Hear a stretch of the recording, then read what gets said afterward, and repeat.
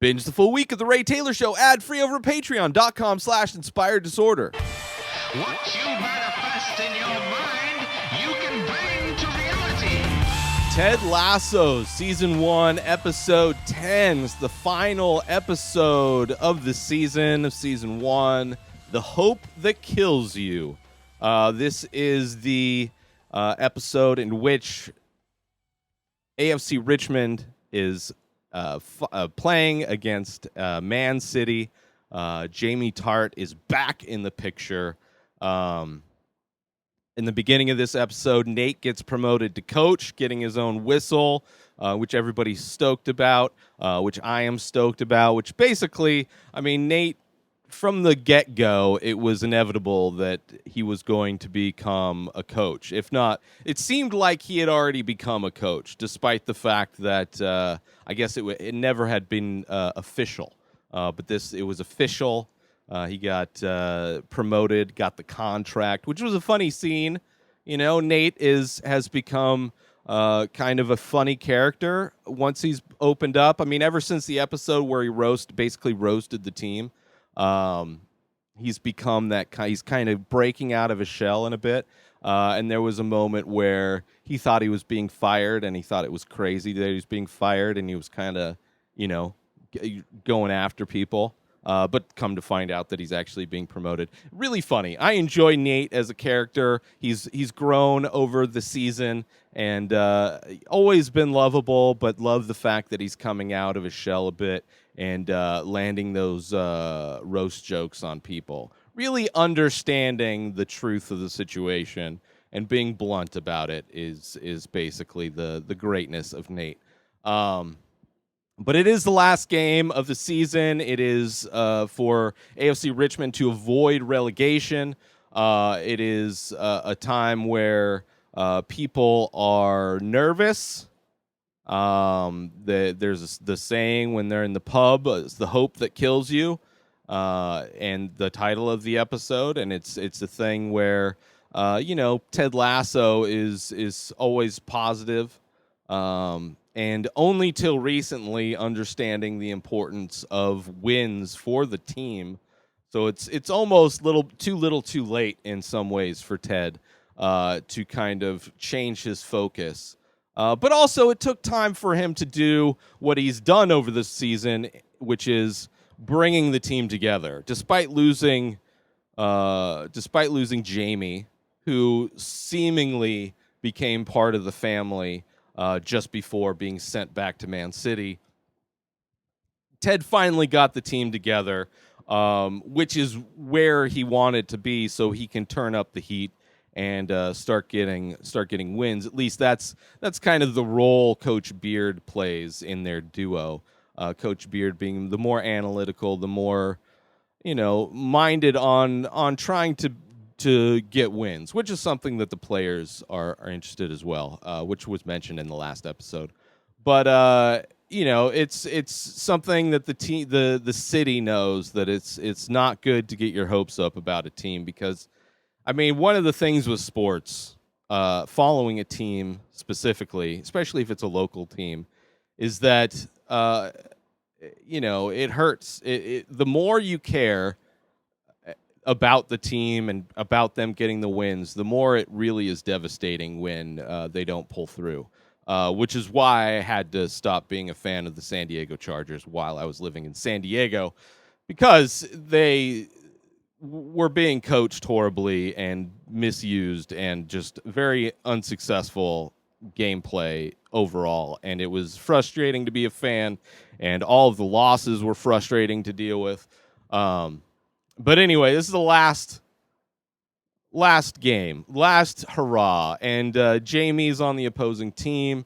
Nate gives them a little message from Jamie, a little interview that he did, basically talking crap about AFC Richmond. And that's what, Nate knew what he was doing. He's trying to fire up his team, trying to get them angry. One of the players throws a chair at the TV. Not Roy.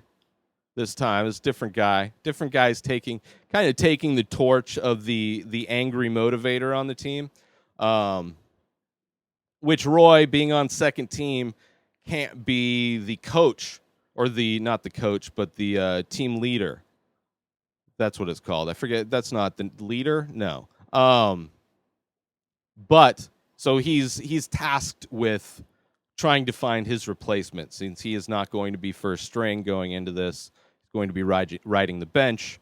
He has to find, and gives it to the guy who had the outburst at the during Nate's video of Jamie throwing the chair. And it seemed like, I mean, he's a guy that was just one of the side characters. We really haven't gotten to know this character much, but it's clear that he's kind of taking that torch of, has a lot of the same qualities as Roy Kent does in a lot of ways.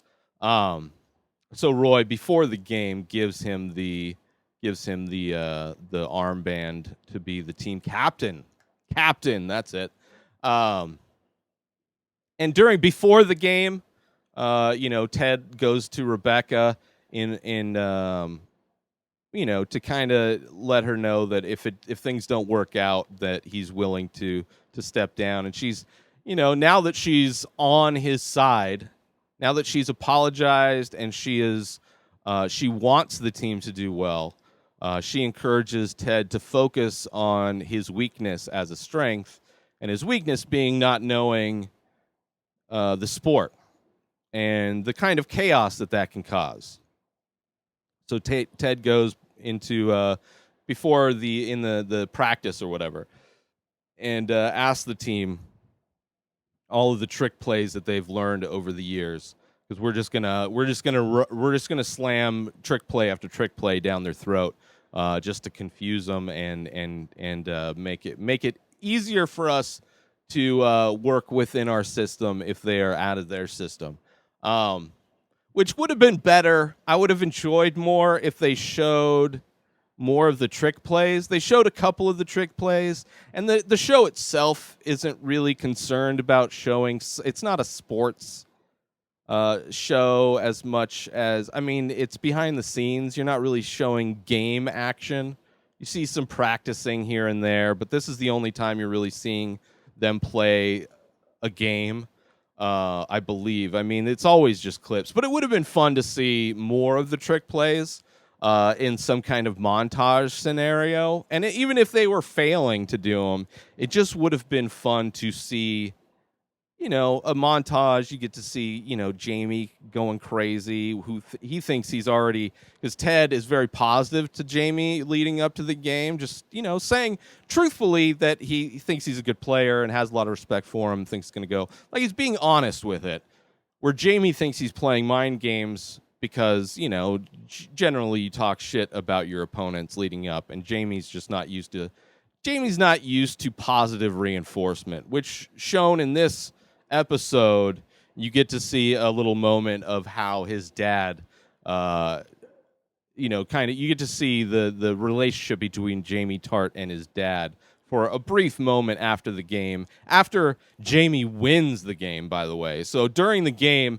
the trick plays are enough to get them a score. They end up getting a score, 1-0. But in the celebration of that, Jamie runs the ball back and at the last moment makes the extra pass, which causes them, actually that gets them the lead. I think that Ted and AFC Richmond, they got the tie, and Jamie got the next point pretty quick to get the lead. And so some ups and downs in the game, which is fun. They were down 1, then they get the tie, then Jamie gets that extra point. So that's the thing that the dad is mad at. The dad, after the game, is yelling at Jamie because he made the extra pass. He wants his son to be he's living vicariously through his son and wants his son to be the ultimate all-star guy, where Jamie understands as an athlete that, Ted got to him. Ted spoke to him as a human being as opposed to speaking to him as this potential greatness. And he took his advice. And at the end, it was very, very sweet at the very end of this episode, where Jamie gets a letter from Coach Beard. He opens it up, and it's a little note from Ted saying, congratulating him on that extra pass, which, is a piece of advice Ted gave to Jamie before Jamie was sent back to Man City. There was that meeting of him and Jamie in Ted's office where he's like, Ted tells him that he knows he's the best athlete he's ever coached, and that he has all this potential.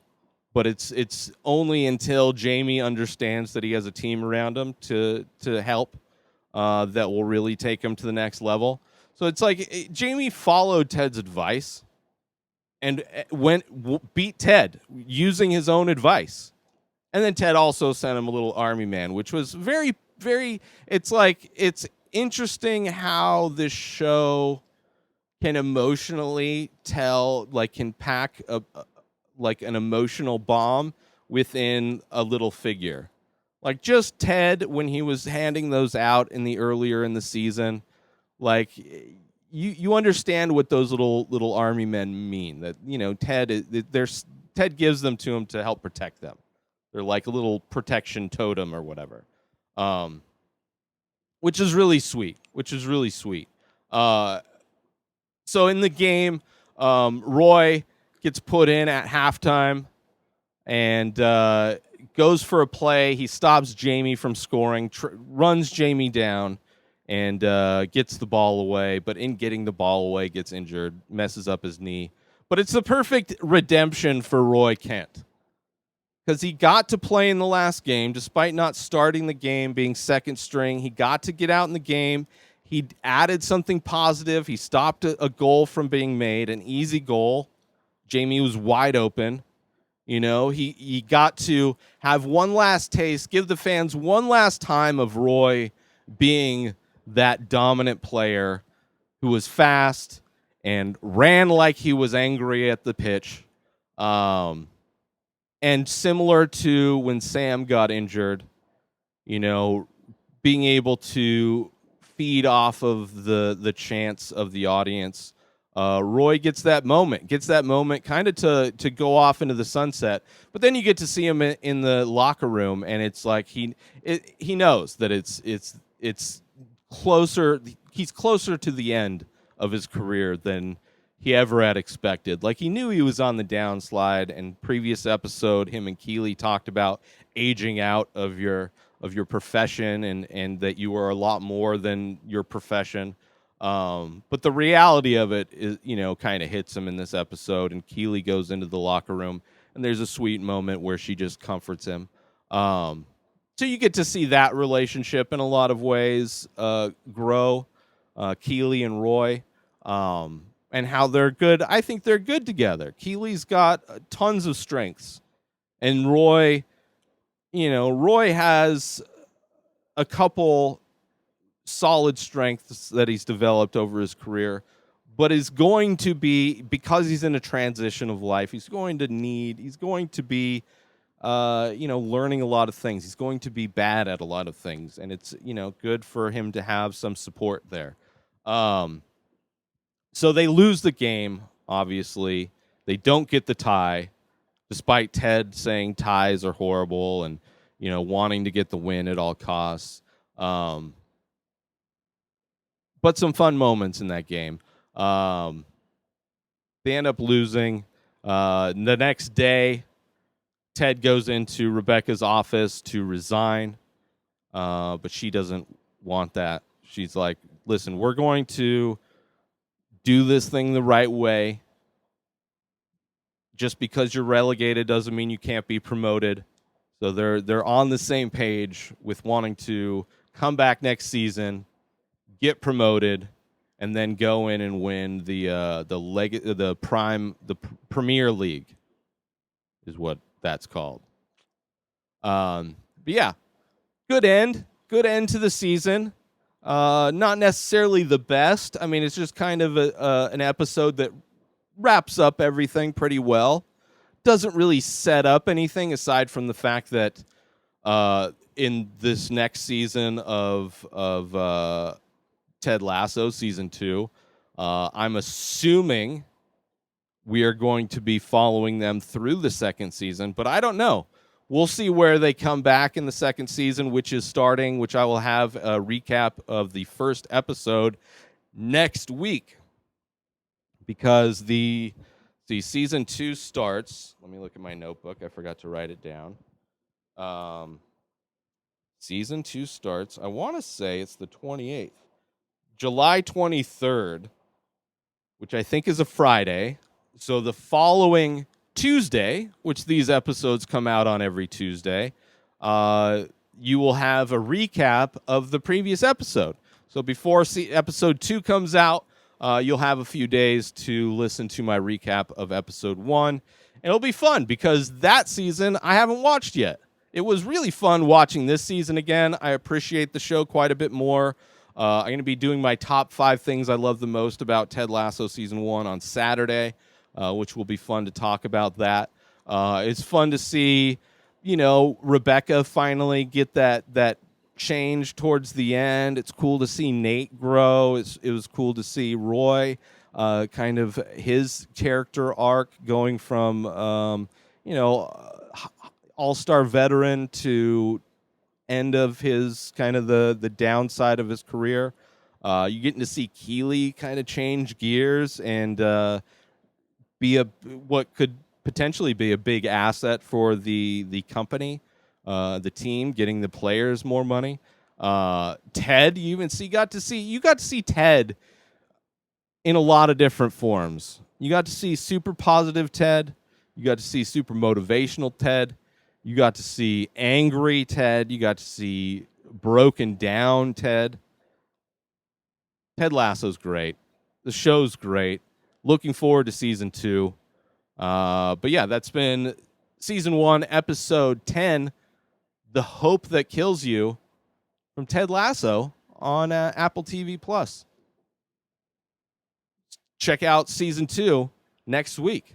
Get yourself $25 in new credit when you sign up for your great new cell phone service over at Ting. Go through my link, inspireddisorder.com/Ting. Sign up now with that link, and you get yourself $25 to put towards a new device, put towards your service. But it's a great quality service that you do not pay an arm and a leg for. I love it. I've been using it for years and pay so very little. I could almost pay 2 months of my cell phone bill with $25 credit that you get for free when you go through my link, inspireddisorder.com/Ting. That's TING, inspireddisorder.com/Ting. New episodes of The Ray Taylor Show come out every single day. Subscribe on IGTV, YouTube, and everywhere else podcasts are found. Binge the full week ad-free over at patreon.com/inspireddisorder. Buy Ray Taylor Show merch over at inspireddisorder.com, and follow the show on Instagram at Ray Taylor Show. Have a wonderful day, everybody. Peace out!